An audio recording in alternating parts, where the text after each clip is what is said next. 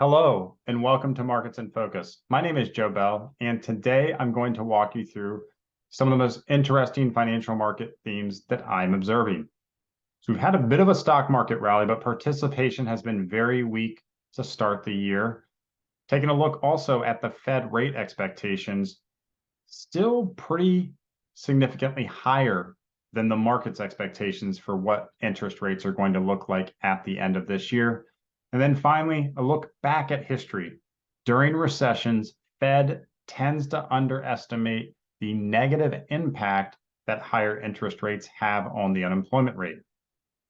So on the chart here, we have in the orange the S&P 500 index and the S&P 500 equally weighted index, right? You've got the market cap in the orange, equal weight in the teal.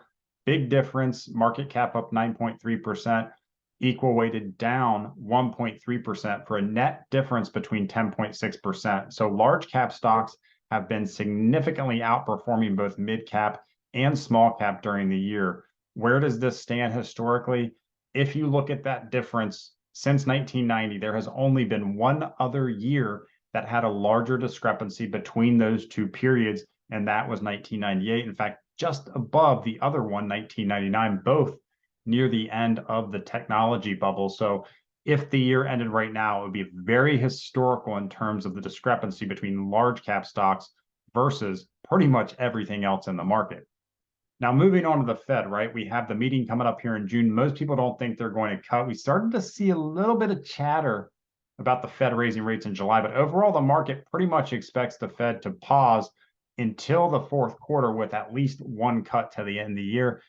If we look at the Fed's expectations from the economic summary of projections, they still expect essentially a pause with no cuts. I think this is kind of the story of the year. Market expectations slowly shifting toward the Fed as month passes after month, and the economic data is not showing any significant signs of slowing just yet. But when it does slow, history tells us the Fed might underestimate it. Since 1969, the Fed during recessions has consistently underestimated the increase in the unemployment rate during recessions. If we look at the unemployment rate right now at 3.7%, based on the Fed's expectations, they expect the unemployment rate to move up 0.8% to 4.5%. The average underestimation of the Fed, when you look back at previous rate hike cycles, is 2.5%. Do all that math. What's that tell us? If history repeats itself, if they underestimate it by that average of 2.5%, that doesn't put the unemployment rate at 4.5% rather, it puts it at 7%. Just food for thought as we navigate the rest of this Fed rate hike cycle. And finally, thank everyone for watching. We've got some green water here. What is this? In Venice, Italy, the Grand Canal. Been there one time, really beautiful place, but the water looked a little bit different than this. Apparently people woke up last Sunday to a almost fluorescent green water. What caused it? Nobody really knows. Some people think it might be environmentalists doing a little protest by putting some food coloring in the water during a popular boat race or something around this line. But right now, nobody knows.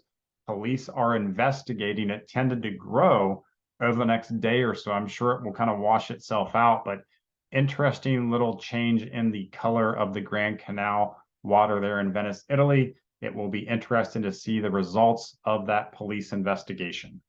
With that, I want to thank everyone for watching, and I'll see you next time.